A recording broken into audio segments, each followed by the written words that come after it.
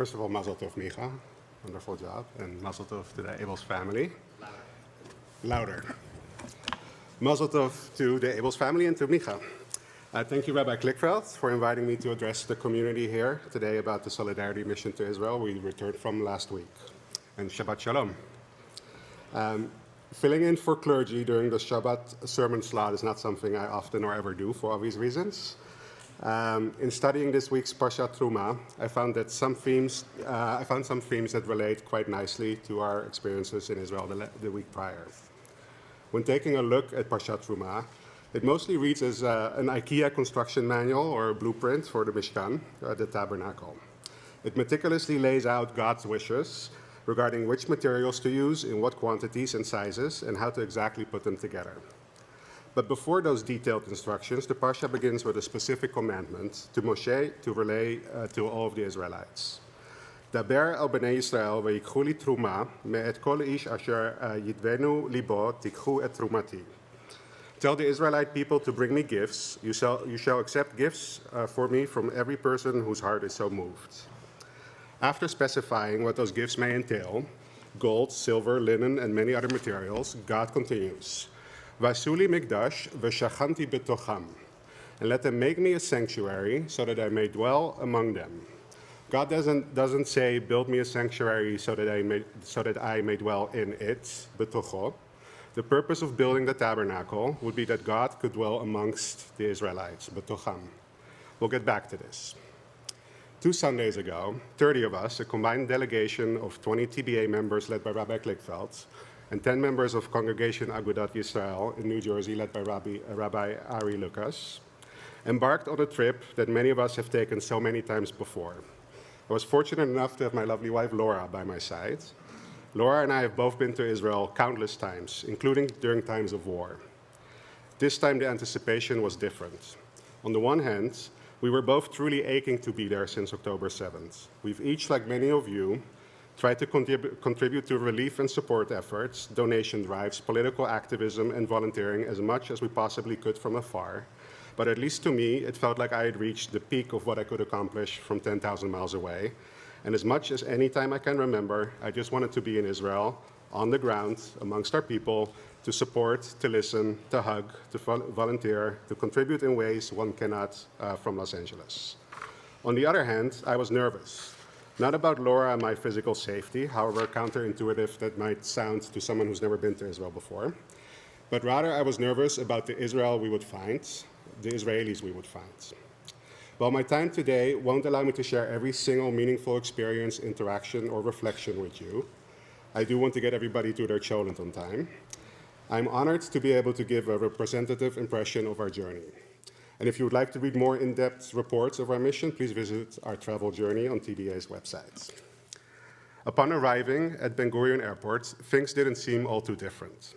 Ben Gurion doesn't feel like a war zone. It's busy with arrivals and departures, Israelis going on business trips, diaspora Jewish families coming for life cycle events, and many, many missions like ours. Just on our plane from LAX alone, we were amongst representatives of at least 3 other missions from LA shuls and organizations that we could identify. The sides of the long walk that we've all walked from the terminal to the passport control were adorned with kidnapped signs for individual hostages, some still there for hostages who had since been released, or sadly confirmed murdered. Our trip's itinerary was purposely packed. Immediately upon arriving and uniting with our new friends from New Jersey, we set out to visit Danny's farm, a large horse ranch just outside of Rehovot, where Danny and his business partner Nir, who also happens to be the ex-husband of Danny's now wife, for several years has been treating combat veterans for post-traumatic stress disorder through working with horses and other nature-focused therapeutic activities. Since October 7th, Danny and Nir have welcomed many traumatized survivors as well as bereaved families on the farm. Several were there while we visited, many with young children working with horses. Here we were introduced to Gilad, a war veteran of the Yom Kippur War some 50 years ago. During that war, Gilad told us he lost 43 of his comrades in one single night. For the past 50 years, he has been a wreck. He had clearly and understandably been suffering from PTSD as well as survivor's guilt. But since PTSD was not a recognized diagnosis until recently, he was never properly treated. 2 years ago, he started coming to Danny's farm, and it has been life-changing for him. He can finally deal with all the trauma from 50 years ago. Hearing Gilad's story, I could not help but mourn all the time, almost an entire lifetime, he had lost before finding treatment. And I was grateful for Danny's farm and similar initiatives like it across the country, who are doing all they can do to address the inevitable tidal wave of mental health and trauma needs Israel will grapple with in the years to come, of which I'm afraid we're only yet scratching the surface. Tuesday, our second day on the ground, we would spend in Otef Aza, the so-called Gaza envelope. We left Jerusalem early in the morning and around 9 a.m. arrived at Kibbutz Zikim, a seaside farming community on the northern border of the Gaza Strip, which on October 7th was the site of Hamas's naval invasion, where dozens of terrorists stormed the Zikim beaches by sea, killing fishermen, surfers, swimmers, and anyone else in their path. At the Mikaeli farm, we were welcomed by Richard, a friendly man in his 60s. He himself a volunteer at the farm for the last few months, who would show us the ropes for our volunteering duties that morning. Richard explained that on October 7th, the farm had about 100 workers. Half of those were Thai, of whom most have left, though some have since returned, and another 25 or more were workers from Gaza, who obviously weren't expected back anytime soon. Needless to say, the farm, like much of the agricultural sector in the Otef and beyond, was struggling to maintain and harvest its crops. The Gaza envelope is considered Israel's breadbasket, so a lost harvest could have disastrous consequences for the country. So Richard showed up and became a full-time volunteer, and with him, many others. People from across the country travel to the south regularly to help harvest crops and prepare fields. And delegations like ours show up to offer help as well. We spent the morning in a large greenhouse picking all the ripe peppers until there weren't any more. Earlier that morning, Richard told us about his two sons, Alon and Eyal, who are both serving as paratroopers in Gaza. He had not heard from them in many weeks, as it's common for soldiers in the field to not have access to cell phones. By the time we left, a tearful Richard told us he had just received a call from one of his sons, who told him not to be concerned, they are strong and they are doing the job. We shared in his joy and in his pride, and in tears and in hugs. It was an early preview of what was to become a common theme everywhere we went and for everyone we met. People below a certain age either just returned from reserve duty or have a partner serving there. People above a certain age have kids or grandkids serving in Gaza. The entire country is intimately connected to the war effort. From Zikim, we drove to Kibbutz Nachal Oz, which, as you may know, Temple Beit Am decided to adopt and has raised significant funds for. Unlike some of the other kibbutzim in the Otef, Nachal Oz is still a closed military zone, in part due to its close proximity to the border fence, and because it houses an army base next door from where the ground invasion into northern Gaza was staged. We were the first group to visit Nachal Oz since October 7th. We were hosted by Nadav, a 30-something-year-old sixth-grade teacher who moved to Nachal Oz 6 years ago, and whose husband, Rotem, was the coordinator of the emergency response team of the kibbutz. Nadav welcomed us near the central community building, whose wall was covered with a giant banner depicting the 5 original hostages taken from Nachal Oz, of whom 3, one elderly woman and 2 young girls, had since returned. Nadav comes back to Nachal Oz every now and then to perform gardening duties because the kibbutz's gardener, Omri Miran, was still a hostage in Gaza. While Nadav has done a great job ensuring the lawn didn't overgrow, the kibbutz still felt very post-apocalyptic, with dozens of wild dogs now overrunning the once vibrant community. Nadav walked us to his and Rotem's house, which was struck by a Hamas rocket in the weeks following October 7th. The broken glass was still on the floor, cracking under our feet as we walked into Nadav's home. Here, Nadav told us his and Rotem's survival story on October 7th. As the kibbutz's emergency response coordinator, Rotem was immediately in contact with Ilan Fiorentino, who was on lookout duty that morning and who reported seeing hordes of hundreds of people approaching the kibbutz from the Gaza border fence. Not just Hamas terrorists, but also women, teens, and elderly looking to plunder, abduct, and kill.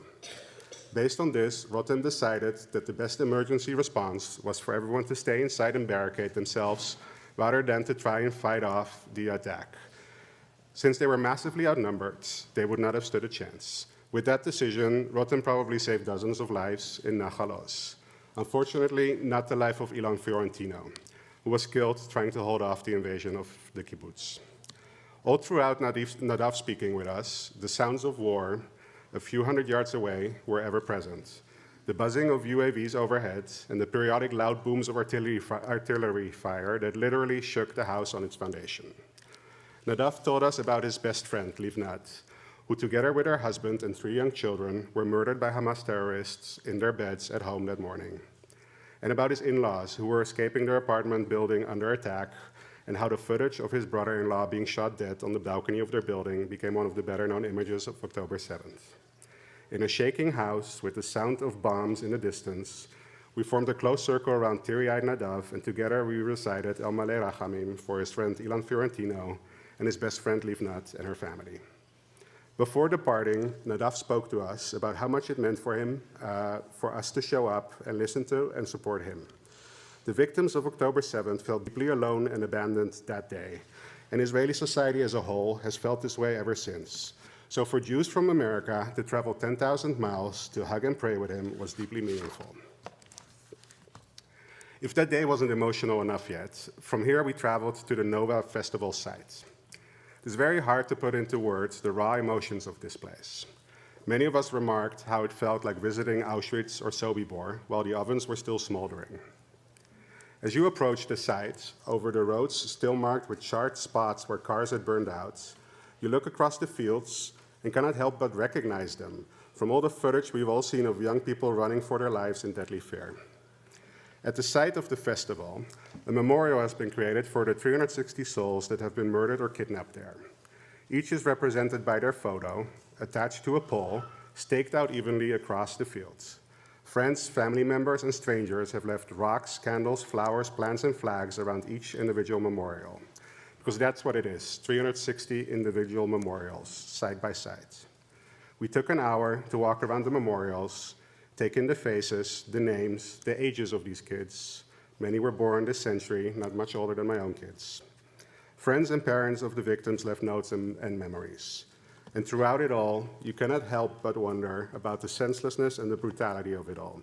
Jewish kids celebrating peace, music, and love, herded like animals, mowed down like prey, in the most awful reflection of massacres of the past. One of the things we did notice was that those attending the site to mourn for these kids cut across all segments of Israel's previously divided society. As we walked around the memorial, dozens of armed and uniformed secular soldiers were visiting, and perhaps reminding themselves what and who they were fighting for. While we stood reflecting as a group of conservative Jews from America, to our left, a group of shidled and headscarfed ultra-Orthodox women was sitting and doing the same, while to our right, a group of national religious boys formed a circle, arm in arm, singing Achenu. And while the artillery booms were blasting from what sounded and felt like very nearby, and the red poppy flowers that this part of the Western Negev is known for were blooming all around us, truly a microcosm of the juxtapositions we encountered all over Israel. During this trip, we also visited Kikar Chatufim, or Hostages Square, which was set up in front of the Tel Aviv Museum of Arts, and not coincidentally across the street from the Kiryah, the IDF headquarters, where also the war cabinet led by Prime Minister Netanyahu meets to direct the war efforts and the hostage negotiations. On the square, there are many art installations expressing the horror, pain, longing, and despair family members, and by extension all of Am Yisrael, feel regarding the hostage situation and what the hostages must be enduring in the terror tunnels of Gaza. Family members have set up tents in which they welcome anyone to talk with them, learn about their respective relative, or to just deliver a hug or another expression of support. An artist has created an installation that recreates an approximately 60-foot segment of a Hamas tunnel. Traversing it, even in this short tunnel with 2 open ends, you can feel the air being heavier and more humid once you reach the middle. It paints a very poignant picture of what it must feel like for these hostages, to the extent that one can remotely imagine that on our way to lunch at an Italian restaurant in Tel Aviv. We had several opportunities to volunteer during this trip. In addition to the farming we did in the south, we visited an organization called Ezrat Achim in mostly ultra-Orthodox Beit Shemesh, where we prepared hundreds of lunches for IDF soldiers. We visited the headquarters of Achim LaNeshek, now known as Brothers and Sisters for Israel. Started last year as a protest organization against the government's judicial reforms, On the morning of October 7th, the leadership of this organization ceased all of their protest and political activism and leveraged their existing infrastructure that reaches hundreds of thousands to activate the largest civil aid project in Israel's history. We traveled to the headquarters of the Givati Brigade, the elite paratroopers of the IDF, where we were hosted by the chairman of the organization, Yitzhak Levitz, that supports Givati fighters, veterans, their families, including the bereaved ones, in any way they can, alongside his assistant Yehudit, who had lost her father, brother, and cousin on October 7th. Here we had the privilege of hearing in person from Givati fighters who had driven up from Gaza to speak with us, as well as from a Givati commander on the front who called in via Zoom connection. We learned about the effects of October 7th on Israel's Arab population and the fragile fabric of Jewish-Arab relationships. First by visiting the Yad V'Yad school in Jerusalem, where Jewish and Arab kids learn alongside each other and are taught in both Hebrew and Arabic. And by hearing from Mohammed Darwashe, a leading expert on Arab-Jewish relationships and a scholar at the Shalom Hartman Institute.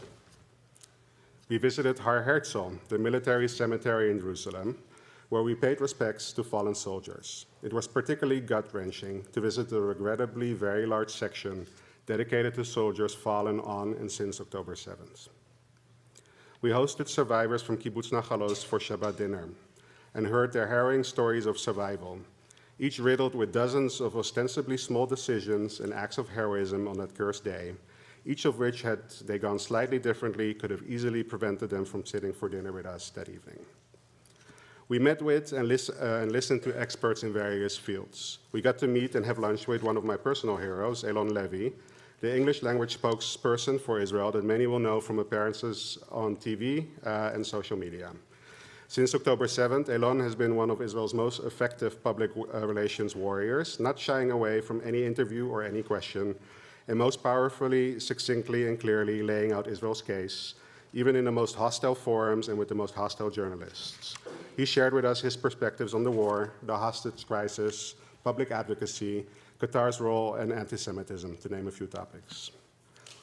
We met with former Knesset member Tehila Friedman, who laid out to us her vision for building on the renewed sense of unity between the segments of Israel's society and ensuring a better outcome for the future. And we got to hear from the always tremendously insightful Danny Gordis, who is uniquely talented at making sense of complex topics and helped us better understand the political and societal effects of October 7th and the war. A recurring theme with all these people we spoke to is how in awe every single one of them is with the young generation.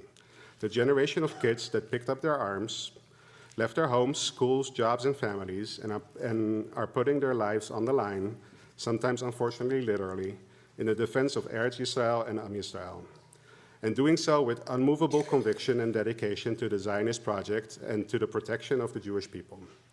Often described as the TikTok generation, of whom not much impressive was expected, everyone agreed that they are indeed the future of our state and our people, and that previous despair over how this generation that supposedly didn't understand Zionism or sacrifice was not only entirely misplaced, but if there's something to be hopeful about, it's actually that this generation will soon take over.